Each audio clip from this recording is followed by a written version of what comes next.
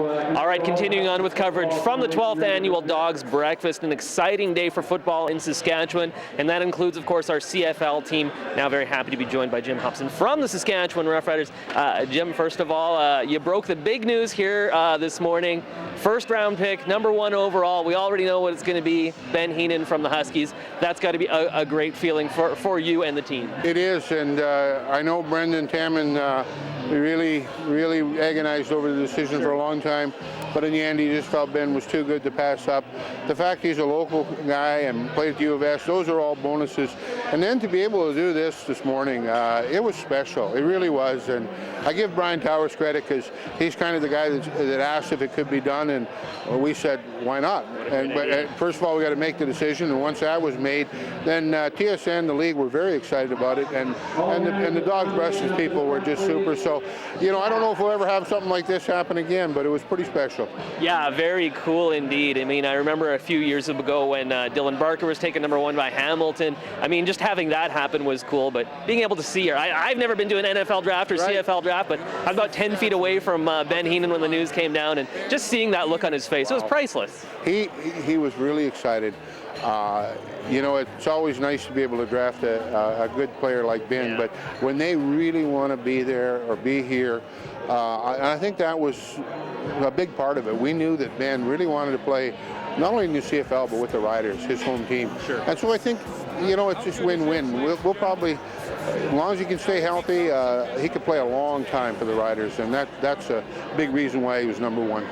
All right, now, of course, other work to do with the draft here. A few needs to address. Which direction? I mean, obviously, it depends on what other players get taken, but what directions are you generally looking at here in the draft? Well, Brendan tells me that, you know, we're pretty good with our Canadian talent, but probably a linebacker, a receiver. Those are always Canadian positions that, you know, you can usually get a good player later in the draft.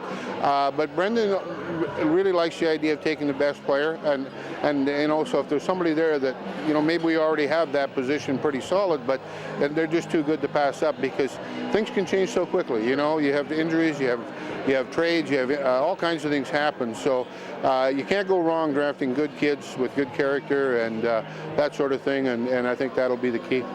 Obviously a bit of a tough season last year. There's ebbs and flows, there's cycles. What's next in terms of the off season, in terms of getting the team back into the playoffs? Well, certainly Brandon, Jeremy, and Corey have worked hard on upgrading talent, and you know, we probably haven't seen this kind of turnover in a decade or more. A lot of new faces, free agent signings, Paul Waldo, Brennan Labatt, Dominic Picard, trade for Odell Willis, and then a lot of signings.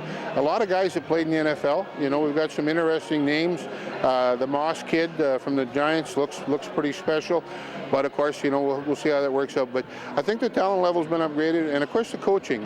We've got some guys coming back, but Corey has brought a different focus. I was talking to one of our players this morning, and he said minicamp was incredibly fast-paced, high tempo, and I think that's what we're going to see from Corey and his staff. Of course, Paul Waldo, another name familiar around these parts.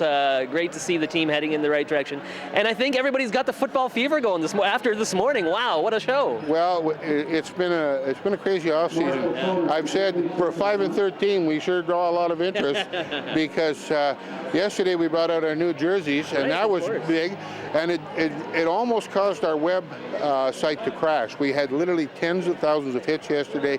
People looking at the jersey. Last week we had the mini camp. You know, there's so many things going on. Of course, the improvements to Mosaic Stadium, the new seats, the video boards, the suites, Grey Cup next year. So, you know, it's Riders, and of course then it's Huskies, and the Hilltop started their weekend camp last night. So it's football. It's Saskatchewan.